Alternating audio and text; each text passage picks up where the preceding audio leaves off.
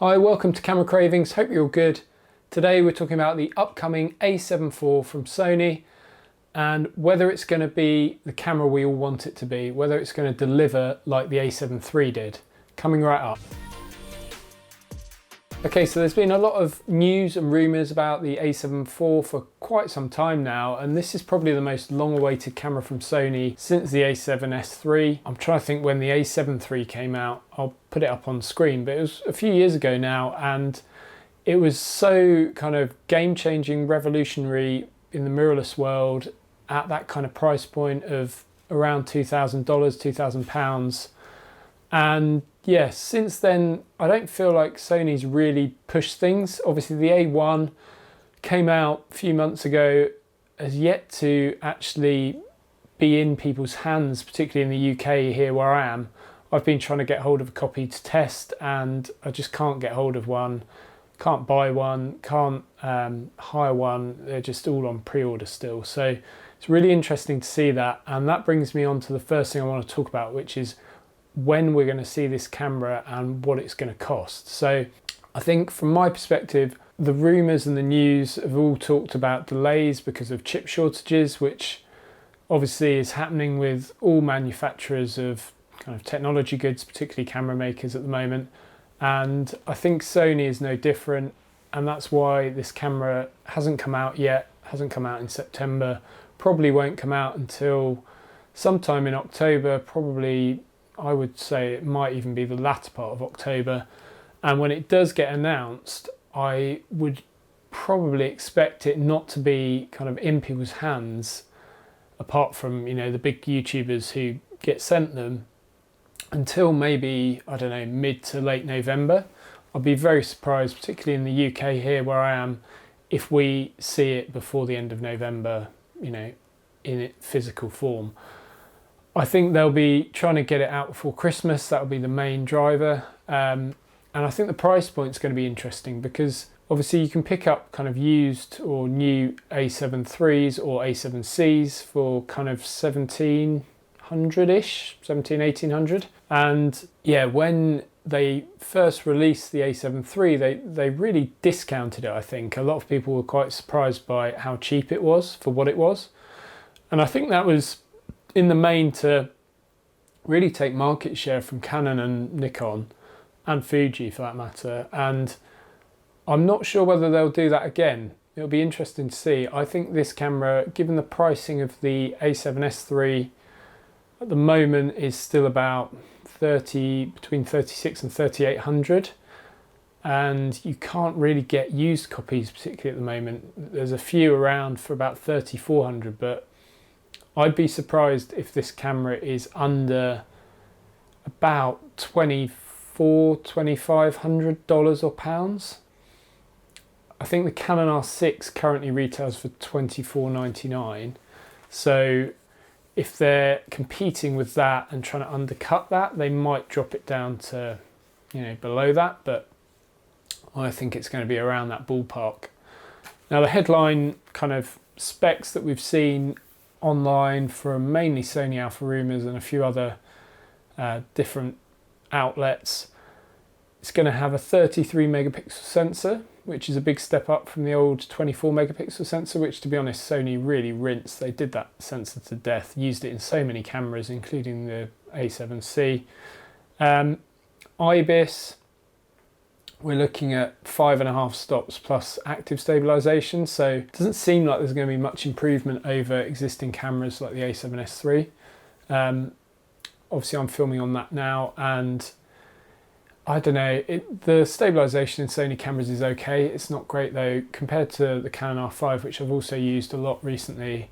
It just isn't as good, but yeah, I'll be interested to see whether Sony kind of can do anything else with their kind of E-mount in terms of the space they have in there and the amount the sensor can move, or whether they try and implement it on kind of new batch of lenses, which obviously they're going to be replacing the G Master lenses pretty soon. I think the 24-70 and the 70-200 in particular. So they may implement more stabilization in those lenses to complement the camera bodies. I'm going to split the rest of the kind of video into photo and video specs. So in terms of photo stuff, obviously this camera is going to be used by most people for photography and probably as a hybrid for video as well. That's certainly, if I buy it, how I will use it. I've obviously got the A7S III, that would be my main video camera, and then I would have my A7IV as my photography camera. But yeah, so in terms of kind of headline specs, at the moment there's not much in terms of photography that's really new or interesting. 10 frames per second has been rumoured. That's the same as the current kind of crop of Sony cameras, apart from the A1 obviously. I'd be surprised if they don't implement something a bit higher than that, maybe 12 frames a second mechanical and 15 or 20 frames electronic, to try and compete with the Canon R6 and R5. A better viewfinder, hopefully. I doubt we'll see the one that's on the kind of higher end A1 and A7S III that's got 9 million dots. I suspect it'll be more like what you find on the A7R4 or the R4A as it now is. Maybe the same panel on the LCD that is on that camera as well, which I think is a bit of an update and a bit better, but still not fantastic. But given the price point, I don't think they'll do anything that special. Then the other features, obviously world fastest AF, which is what Sony always says. So presumably it will be the same AF that this camera has, but maybe tweaked to be a bit better, who knows. And then other things that have been talked about is an HDR mode, similar to what your iPhone or your Android phone can do in terms of composite images. Now, that is something that interests me because the Canon R5 has an HDR mode, but it's quite limited really. It just shoots essentially a bracketed shot and then blends them as a JPEG, and it's fine, but it's nowhere near as clever as what you would find in a phone. So yeah, really interested to see if Sony actually implements something really interesting and impressive with regards to that. Same menu system I expect as the latest cameras, so A7S III and the A1, maybe slightly tweaked, but I suspect it will be pretty similar, and hopefully the touchscreen as well. Whether they'll improve the touchscreen implementation to allow you to actually control individual things like ISO and the settings straight off the panel, we'll have to wait and see, but I suspect not on this camera. What I would really like to see, which the A1 has but the A7S III does not have, is the ability to close the shutter on power down so that your sensor doesn't get covered in dust when you change lenses, because I think that would just be really, really helpful. I don't know why they don't have it on all their cameras now. And then, yeah, just looking at my list of photography specs, there hasn't really been much sort of talked about other than those things, really. In terms of cards, I suspect it will be the same as their recent cameras, so dual card slots with either SD or CF Express Type A, and yeah, that hopefully combined with a decent processing power should give us a really responsive and high quality imaging camera. Now, moving on to video stuff, because I know a lot of you shoot photos and video, or just video. There's been kind of mixed messages about what this camera is going to have. A lot of people are suggesting it's going to be 4K 60, which you would expect given the competition that's around that it would need to have that, and HD 240 frames a second. So I suspect we'll see both of those things. I suspect we won't see 4K 120. I think they'll reserve that for the A7S III and the A1. And I very much hope and suspect we will see 10-bit internal. What codecs they'll provide, that's more up for grabs, I'd say. I'm not sure we're going to get the same level of kind of variety of codecs that we get on the A7S III and the A1. And whether we'll get like all intra codecs, I'm not sure about. I think maybe not at this price point. I'm also really interested to see whether they use exactly the same body design as this camera. I suspect they will do, and how that will impact what they do in terms of ports. So whether they'll provide a full-size HDMI, which I know a lot of people would really value, whether they provide like decent kind of microphone and headphone jacks and the digital hot shoe that we've seen on recent Sony cameras. I suspect that will all be on there. There's been talk about oversampled 7K up to 4K 30. So it seems to suggest that 24, 25 and 30p will be the potential to be oversampled from roughly a 7K kind of image. So that'll be really interesting. A lot of people in the comments on Sony Alpha Rumours suggesting that the kind of figures didn't quite tally up in terms of the sensor size of 33 megapixels and the 7K resolution, but I suspect it'll be more like 6.7K and they'll advertise it as a 7K sensor. Whether we'll see actual 6K footage out of this, I very much doubt it, but that would be a lovely thing to have, because obviously some of the Panasonic cameras in this kind of price point, or close to this price point, do have the ability to shoot 6K. So yeah, I'm really interested to see what Sony kind of delivers and how much they are willing to cannibalize their higher end cameras, because that's something they did to a reasonable degree with the A7 III. So I expect we'll see, I really hope we'll see the same fully articulating flip out screen, touchscreen that we've got on this.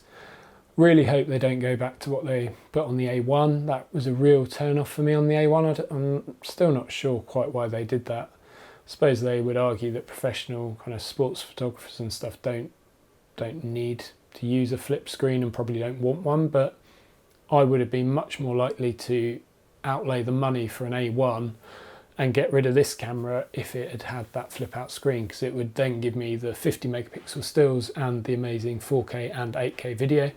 But because of that lack of screen on the A1, I probably will never buy that camera. And obviously the exorbitant price tag, but there we go. Sorry, I'm rambling a little bit. So yeah, same menu, same screen, maybe slightly better panel, as we've talked about, probably the same user interface. And then, yeah, other than that, I'm not sure what's going to be new on this camera. I was kind of writing all this down in my notes yesterday, and I sort of wrote anything really new or revolutionary ? So apart from the possible HDR kind of photo mode, which could be really cool, and maybe 6K, but unlikely, I just feel like this is going to be a really solid upgrade to the A7 III. Kind of Sony's got a history of doing this, like with the A7 line, bringing together some of the kind of best bits from the A7S and the best bits from the A7R and kind of then dulling it down slightly, but giving you a really great workhorse camera, and I think they'll do that again. And then, yeah, whether we'll see anything really new or revolutionary, I very much doubt, but I really hope they bring this camera out sooner rather than later, because I think it'll sell really well, and it's going to be a question of whether you can actually get hold of one, I think, before kind of Christmas, because I doubt they'll be making that many of them in the first batch, and particularly when you live in places like I do in the UK, or parts of Europe where you don't always get the cameras first, not like the States where you generally have a better supply.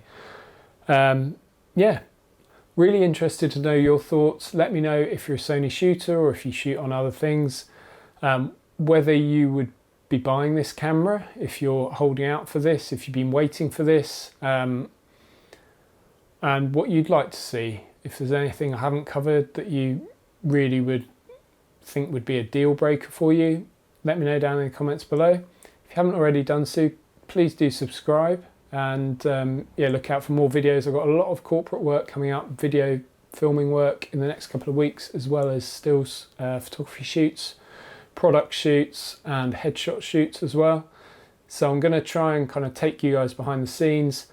I've got a video kind of rig build for my A7S III, which I'm hoping to do before I do all my filming next week, but I may end up building the rig and then using it a bit and then doing a video on it after that. It just depends on time, but yeah, that's really exciting. I've got a whole load of kind of stuff over here from that I've ordered that's come in boxes today, so looking forward to doing that.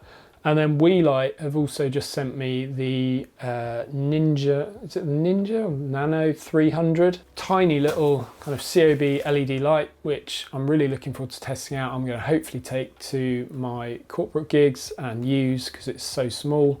It's about an 80 watt light, I think. So really looking forward to trying that out. And there'll be a video coming on that in the next probably 3 or 4 weeks. And yeah, lots of exciting things to come. So please do subscribe. Click the like button below if you enjoyed this content, and I look forward to seeing you in the next one.